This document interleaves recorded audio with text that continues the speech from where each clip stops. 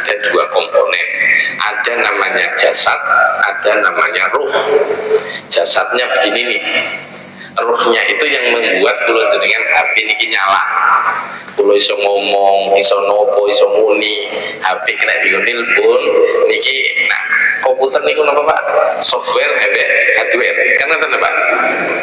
Ono casing iki kulite awake dhewe. Tulangnya awake dhewe. Ono ruh sing iso ndadekno kula jenengan iso ngadeg, iso mlayu, iso nguyu. Nah, tapi Allah tidak cukup ngasih itu Pak. Allah itu nitipin tiga hal. Satu namanya akal. Yang kedua Allah titipin yang namanya al-qalb, hati. Yang ketiga Allah titipin yang namanya an-nafsu. Global ini siji akal, loro qalb, telu nafsu. Dari dua komponen tubuh dan roh ini Allah selipkan itu di program ono akal, ono al-aqlu, al-qalbu, an-nafsu. Pertanyaannya, akal untuk apa?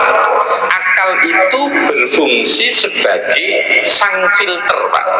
Dia yang dikasih oleh Allah bisa memfilter ini baik, ini jelek, ini boleh sama syariat, ini tidak boleh sama syariat. Akal dipakai untuk itu. Oke, dia ini pengendali Pak. Filter, mohon maaf, filter. Dia penyaring. Ini oleh, tidak oleh. Yang kedua, ada namanya an-nafsu. Nafsu itu memang dikasih oleh Allah sebagai apa? Gaya dorong Pak. Kula jenengan mboten gada nafsu.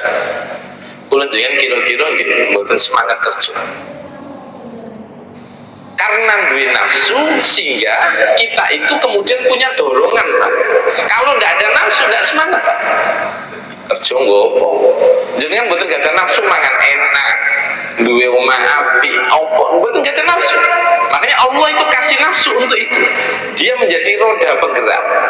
Nah, yang ketiga ada namanya al-qalb. Al-qalb itu berfungsi sebagai sang hakim, penentu sebenarnya. Jadi kalau kita dikasih dorongan itu nafsu, kemudian akal ini berpikir dorongan ini ke positif apa negatif, hati ini yang menentukan tak ioni apa enggak, dan hati itu pasti tidak mungkin mengarahkan kepada yang jahat. Tapi pertanyaannya, powernya nafsu dengan hati ini kenceng mana? Pertanyaannya, ketika ada dorongan nafsu, akalnya dipakai apa tidak? Unik Pak, kula jenengan dari pangeran ini ada jasad dan roh. Tapi setelah roh dan jasad ini ada, Allah nginstal tiga ini: akal, hati, nafsu. Kula jenengan kalau tidak ada akal, tidak wajib sholat. Tidak wajib sholat. Orang taklif itu kan muslimun aqilun wa balighun. Wong Islam berakal balik. Anda no akalnya jangan boten ati ini mesti kalah. Betul nanti mangan tok ae gak apa-apa. Turu tok ae gak apa-apa. Kate izin. Saya tiyang sing mboten gak ada akal ngembong, laku, mboten ngangge pakaian, mboten izin lho akal niku. Oke. Ini cerita tentang bagaimana nafsu menjadikan orang menjadi hancur. Wau kan jelas kalimatnya. At-taraf yad'u ila saraf, was-saraf yad'u ilal yad'u was-saraf yad'u ilal wau napa disebutaken yad'u ilal talaf. Yang namanya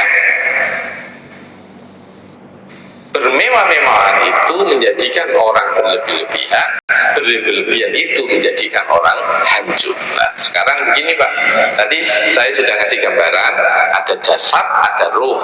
Dari jasad dan ruh ini Allah kasih tiga komponen: akal, hati, nafsu. Nah, sekarang manusia, sekarang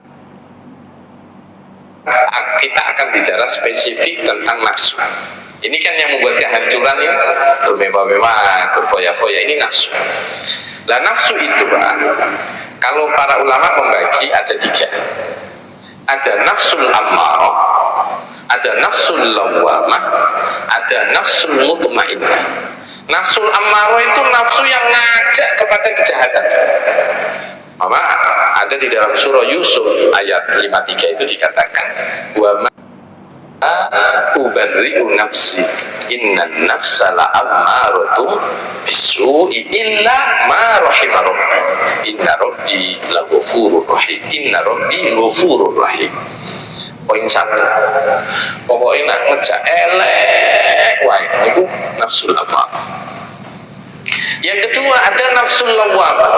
Nafsul lawwamah itu sebagaimana di dalam surah Al-Qiyamah, la uqsimu bin nafsil lawwamah wa la uqsimu bin nafsil lawwamah. Lawwamah niku ngeten.